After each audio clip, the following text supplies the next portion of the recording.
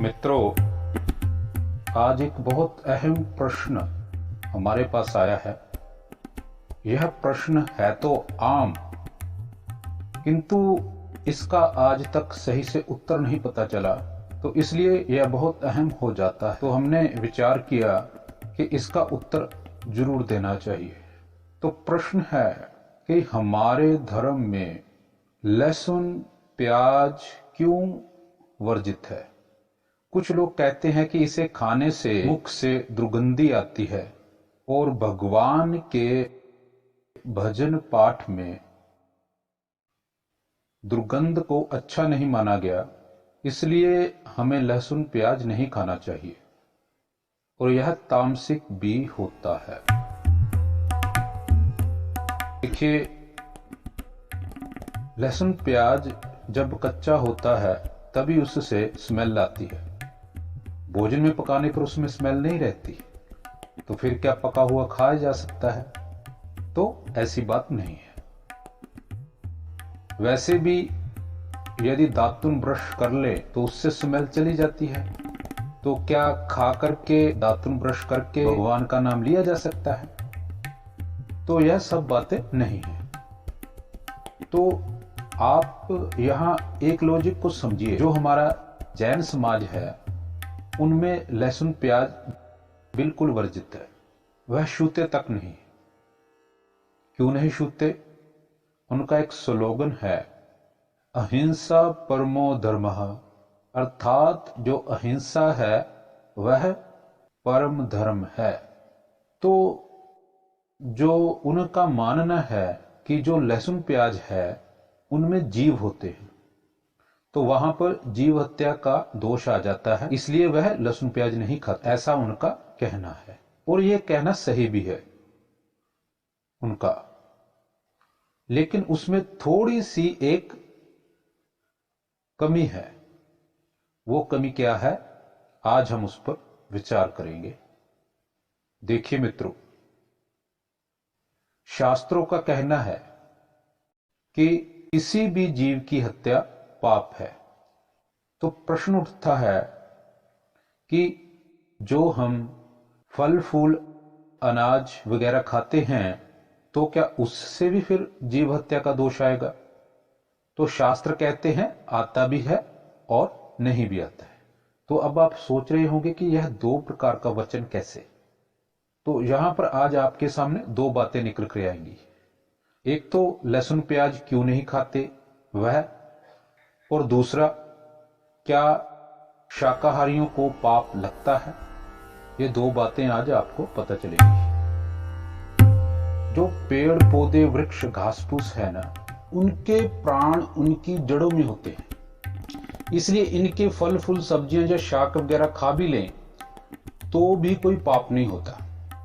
अगर हम इनके फल सब्जियां ना भी खाएं तो भी वह स्वतः ही जड़ जाती हैं, इसलिए इन्हें खाने में कोई दोष नहीं होता। किंतु किसी पेड़ पौधे को समूल उखाड़ने पर पाप माना गया है। तो अब जो कंद है उसे खाने के लिए हम उसे जड़ से उखाड़ते हैं, इसलिए उसमें पाप आता है। कंद उन पदार्थों को कहा जाता है जो जमीन के नीचे उगते हैं, जैसे गाजर, मूली, जिमीकंद, शकरकंद, लहसुन प्याज, आलू आदि जो भी हैं उन्हें कंद कहा गया है। आम भाषा में हम लहसुन प्याज को ही कंद कहते हैं, इसलिए भ्रम हो गया है कि लहसुन प्याज को नहीं खाना चाहिए, जबकि ऐसा नहीं है। जितने भी पदार्थ जमीन के नीचे जड़ समेत होते हैं उनको कंद कहा गया है, उसे नहीं खाना चाहिए। अब इस कंद शब्द की परिभाषा को समझिए। कंद का अर्थ है कि जो स्वयं से स्वयं है वह कंद है, अर्थात वह स्वयं में ही सब्जी है, स्वयं में ही जड़ है, स्वयं में ही फूल है, स्वयं में ही मूल है, स्वयं में ही शाखा है, स्वयं में ही पत्ते है, वह कंद कहलाता है। अगर हम उसे उखाड़ भी लेंगे तो भी वह जिंदा ही रहता है, स्वयं में ही स्वयं उगने लगता है। कंद से मिलता जुलता शब्द है स्कंद। आपने स्कंद पुराण पढ़ा होगा, देखा होगा। उसमें भगवान शिव का वर्णन मिलता है। क्योंकि वह स्वयं से स्वयं प्रकट हो रहे हैं, इसलिए उन्हें स्वयंभू कहा गया है। उन्हीं की परिभाषा स्कंद समान है, क्योंकि जो भी प्रकट हो रहा है वह शिव रूप ही कहा जाता है, क्योंकि शक्ति व शिव दोनों दो होकर भी एक ही हैं। जैसा कि हमने अपनी पहले भी बहुत से सत्रों में इसका वर्णन किया है। जो इन्हें समझना चाहता है वह हमारे उन सत्रों को अवश्य देख लें। तो जो स्वयं से स्वयं प्रकट हो रहे हैं वह शिव है, इसलिए शिव की शक्ति को भी शिवा कहा गया है। इसलिए किसी पेड़ पौधे को जड़ से उखाड़ना पाप माना गया है, क्योंकि जड़ ही प्राण है। अब आप कहोगे कि क्या फिर अनाज दाल खाने से भी पाप होता है? हाँ, होता है। यदि हम उन्हें अंकुरित कर खाएं तो हमें पाप लगता है। कैसे, इसे समझिए। देखिए, कंद, मूल, फल, फूल, शाखा, पत्ते, बीज, इन सब की अलग अलग परिभाषा है, सबकी अलग अलग अवस्था है। इसलिए बीज अलग चीज है, जड़ मूल अलग चीज है।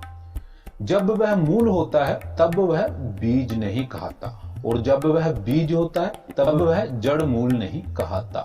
अर्थात जब बीज अंकुरित होता है तब वह बीज नष्ट हो जाता है, और जो प्रकट होता है उसे पौधा कहते हैं, क्योंकि उस समय उसमें प्राण प्रतिष्ठित हो जाते हैं। अंकुर शब्द में अंग शब्द रहता है।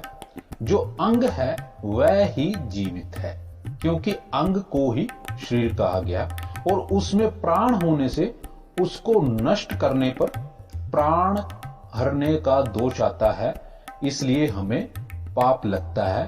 अन्यथा दाल, सब्जी, फल, फूल आदि खाने से हमें कोई पाप नहीं लगता।